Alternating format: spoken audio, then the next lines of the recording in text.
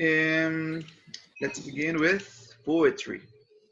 Okay, the second collection of poetry, and you can start on page 624. Page 6, page 624. Ok, solo déjenme ver que por aquí me está apareciendo. Déjenme ver. Se me está trabando un poquito aquí la conexión. Se le puedo dejar de compartir para volver a empezar. Okay, with poetry, we're going to be analyzing today two elements. Number one, similes and metaphors. Okay, remember, a simile is a comparison, and the writer uses words like as and like. And with metaphors, we give some human characteristic to something that is not human. Okay, so the first poem is "The City is So Big," written by Richard Garcia. Okay, who wants to read this poem? Who wants to read it for the No. Maria? Yes. Okay, Maria, thank you. Read The it. city is by Richard Garcia. The city is so big, it's quake with fear. I know, I have seen at night the lights lighting from house to house, and us with windows shining, like a smile full of teeth. I have seen speeding houses, and stairways walk all by themselves, and elevator doors opening and closing, and people disappear. Okay, thank you, Maria. The image that we have in this poem is, for example, at night, a city at night, as you can see in the picture. So that's why in the previous picture, you can see the bridges. Obviously, this is New York because you can see the towers. Remember the tower, where New York. New York, the famous bridges. And the question is, listen, here we have something that is in this stanza, in the second stanza, the lights sliding from house to house, and trains pass with windows shining like a smile full of teeth. Okay, question. This line or this verse, which says that it's like a smile full of teeth, is this a metaphor or is this a simile? What is this? Simile. If it's simile, because it's comparing something, in this case, the windows shining like a smile full of teeth. And then we have something here on the last stanza. I have seen machine houses. With another walk by themselves. You know, the elevators. This is not for, because obviously it's not walking. Walking is for some animals and for the people, but stairways don't walk. They just move by a mechanical system that makes them move by themselves. We started with PowerPoint about Hughes. Was born in 1967. His name was James Langston Hughes. He was born in Joplin, Missouri. In his mid 127. This is not in the book, but I'm going to explain what Harlem is. Harlem is a very famous neighborhood in New York. And if you find some information about the Harlem Renaissance, which took place in the 1920s, it's because the people from that neighborhood, most of them black people, they had something very powerful in literature, in painting, and in music. So that's why they call it the Harlem. This place again, in the Harlem, this neighborhood, but it's very famous because from that place in the 20s became very, very creative. Again, with what? Music, literature, painting, poetry, and Langston Hughes comes from this Harlem Renaissance. So he is a poet. Poem has something for the poem. So see any music that poem also do with my poem for us, Harlem Night Song by Langston Hughes. Harlem Night Songs by Langston Hughes. Come, let us roam the night together, singing, I love you. Across the Harlem rooftops, moon is shining, night sky is blue. Stars are great drops of golden dew. Down the street a band is playing, I love you. Come, let us roam the night together, singing. Okay, thank you very much, Valeria. Listen, in this poem, we can see that it's like an invitation of a a person, a man, who is inviting his girlfriend or his wife to walk across the Harlem neighborhood. And it is in some movies it's very famous to see a band playing maybe jazz or another kind of music at the bottom of a street. And here we can see the moon shining, the night sky is blue, as you can see it in the picture. Stars are great drops of golden dew, and down to the street, a band is playing I Love You. So we can see all of this like a poem inspired on this neighborhood. And once again, why is it famous? Because in the 20s, these people became very creative in literature, in writing, in poetry, in theater, music, painting, and all that has to do with art. That's why it's very important. Okay, here we have a person who comes from our Latin America, who is Pablo Neruda. Pablo Neruda, he won the Nobel Prize of Literature in the 70s, and he was from Chile. He's the most famous poet in Chile. So here we have, he was born as Ricardo Eliezer Neftalí Reyes Bozo Alto on July 12, 1904. He grew up in Chile. He began his career writing for La Manana, a local Chilean newspaper, when he was only 13. In 1920, he began writing under the pen name Pablo Neruda in honor of Czech poet Jan. So his real name is not Pablo Neruda, it's a pseudonym, it's a pen name. His real name is Ricardo Eliezer Neftalí Reyes Bozo Alto. Okay, so if you want to write it, you want to take note of this, do it. Because now we know that Pablo Neruda is not his real. Mister, Ajá. pregunta, ¿va a enviar las diapositivas a la classroom? Yes, I will. Okay.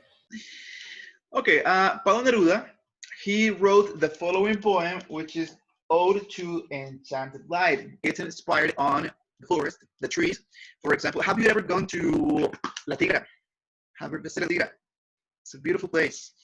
Unfortunately, it's been devastated by the government, but maybe Neruda was inspired by a picture just like this. You can see the light, the blue, and going through it. Like this. Oh, to enchanted light, under the trees light has dropped from the top of the sky, light like a green ladder of branches, shining on every leaf, drifting down like clean, white sand. As it casts its own song high into the empty air, the world is a glass overflowing with water. Okay, thank you very much, Manuel. Manuel, did you find any simile in this poem? Did you find any simile? Remember, simile is something that you compare it using like or as. Comparing using what? Something you compare using the words like or as. For example, it says on the first from the top of the sky, like a green branch. Using the word like.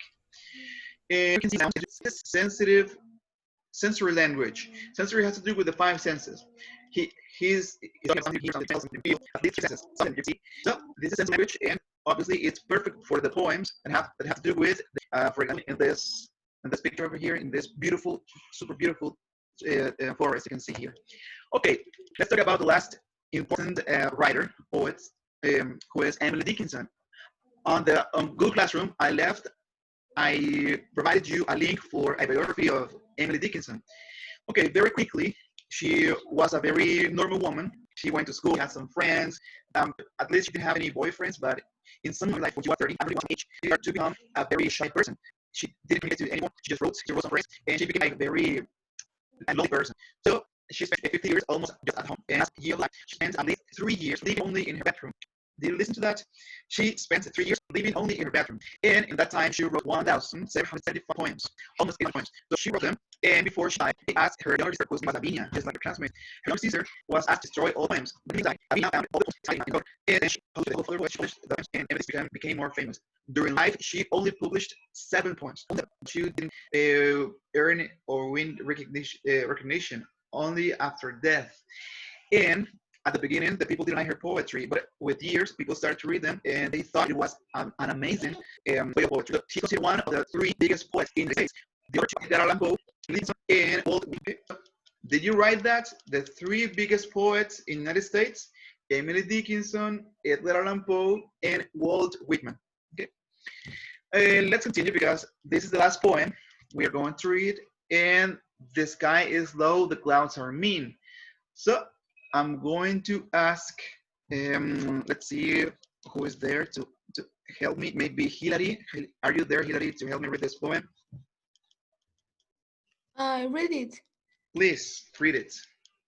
The sky is loud. The sky is loud. The clouds are mean. A traveling flake of snow across a barn or draw a road. Debate if it will go. A narrow wind complains all day. How someone treated him. Nature, like us, is sometimes caught without her diadem. Emily Dickinson. Thank you very much, Emily. Hilary, Emily, I'm Emily Dickinson. Listen, let's recognize something which is a metaphor. As you can see on the second stanza, you can see on your screen, it says, a narrow wind complains today. The wind does not complain. Complain means quejarse. O sea, que un viento narrow is como angosto, se queja. Okay. The wind does not complain. This is a metaphor. Maybe the wind blows very hard, and she said it's complaining. And here we have a simile on the last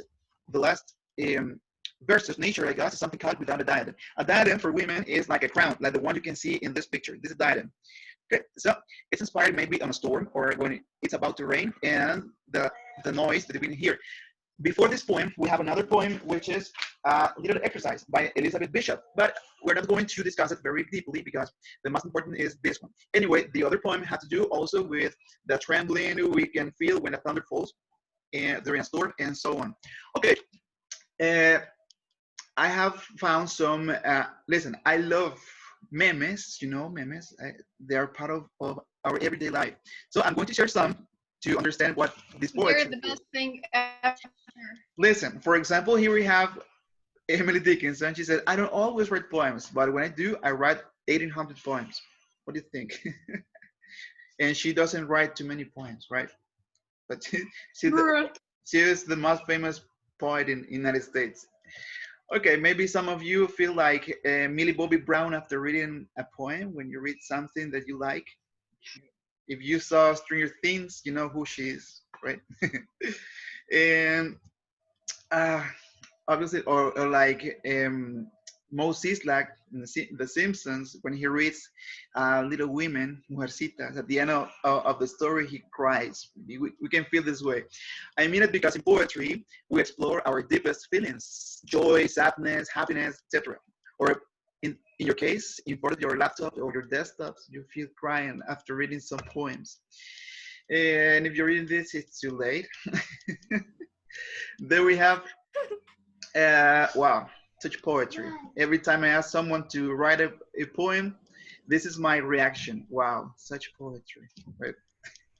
And what about this? Maria, do you want to read this, please? This one?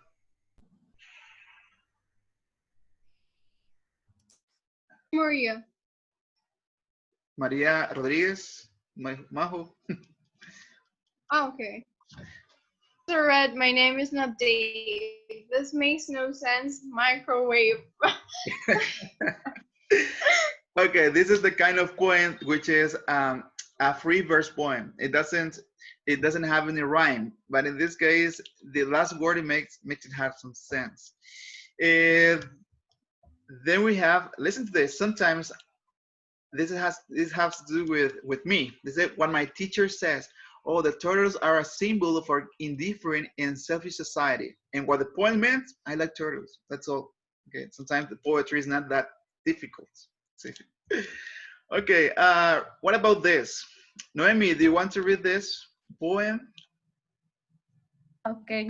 This meme. Roses are red, violets are blue. Some poems have the correct pentameter and they rhyme. This is not one does. No puedo leer. This one doesn't. Okay. This one doesn't. Okay, maybe we are not in touch with pentameter. Pentameter has to do with 5 words in a rhyme and something, but this is, okay, this makes no sense. This doesn't have a rhyme. Okay, the poet said, the poem, this is the way the poet looks, and inside I'm dead inside. I'm dead inside. Okay. What else? Some people inspire this way. Do you see it? Wait a few minutes, poetry in process. But he's drinking.